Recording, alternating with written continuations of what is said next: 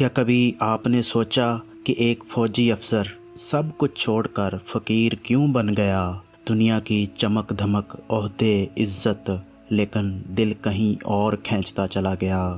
حضرت ابو انیس محمد برکت علی رحمۃ اللہ علیہ، ایک ایسا نام جو دلوں کو جگاتا ہے، روحوں کو سکون دیتا ہے۔ 1911 میں لدھیانہ میں پیدا ہوئے، بچپن ہی سے دل میں نور کا عکس تھا۔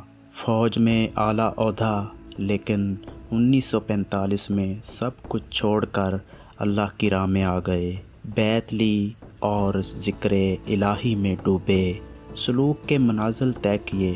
فیصل آباد کے قریب دارالاحسان کے نام سے ایک روشنی کا مرکز بنایا، جہاں نہ صرف علم بلکہ خدمت خلق کا دریا بہتا ہے۔ ہر سال آنکھوں کے کیمپ، مفت علاج اور سینکڑوں لوگ دعائیں دیتے ہیں۔ حضرت ابو انیس برکت علی رحمۃ اللہ علیہ نے 400 سے زائد کتابیں لکھیں، جن میں سے سب سے مشہور مقالات حکمت، مکشوفات منازل احسان اور اسماء النبی الکریم صلی اللہ علیہ وآلہ وسلم شامل ہیں۔